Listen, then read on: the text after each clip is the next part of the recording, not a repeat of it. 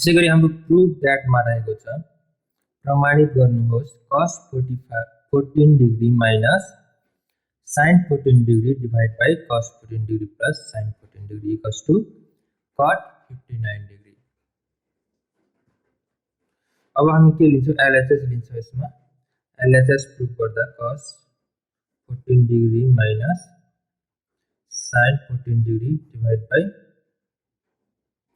cos 14 degree plus sin 14 degree.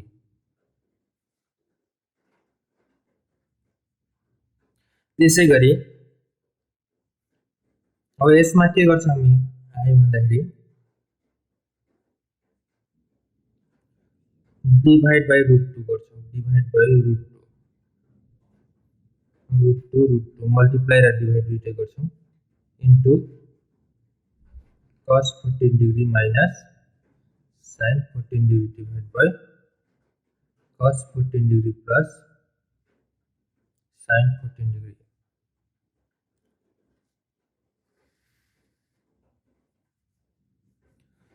अब त्यसपछि 1 by √2 into cos 14 degree minus sin 14 degree त्यसैगरी divide by 1 by √2 cos 14 degree minus sin 14 degree. अब यो multiply गर्दाखेरि के हुन्छ त cos नलेखौं के लेखौं भन्दाखेरि 1 बाई √2 cos 14 डिग्री हुन जान्छ त्यसैगरी माइनस 1 बाई √2 sin 14 डिग्री हुन जान्छ डिवाइड बाई यहाँ पनि मल्टिप्लाई गर्दाखेरि के हुन्छ 1 by √2 cos 14 degree minus plus यहाँ प्लस छ प्लस 1 बाई √2 sin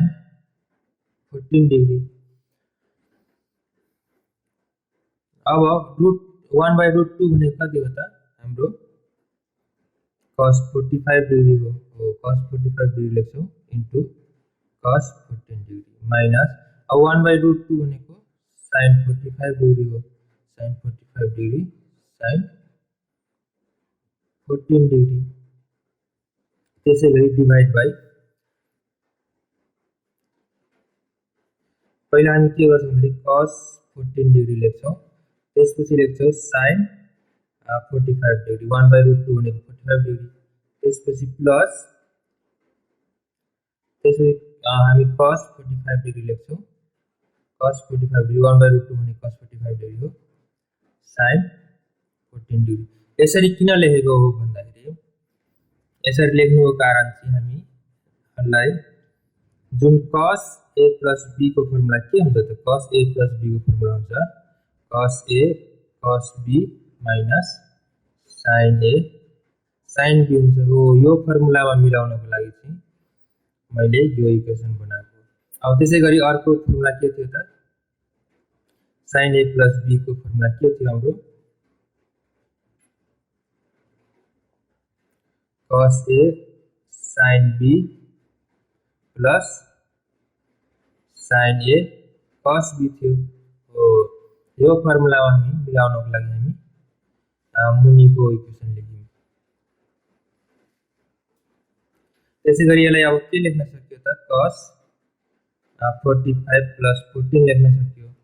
त्यसैगरी मुनि के लेख्न सकियो त sin 45 plus 14 लेख्न सकियो। त्यसैगरी 45 र 14 प्लस गर्दाखेरि cos 55 डिग्री हुन्छ डिवाइड बाई यो पनि प्लस गर्दाखेरि sin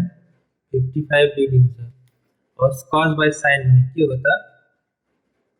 cot 59 degree hence LHS equals to RHS proved।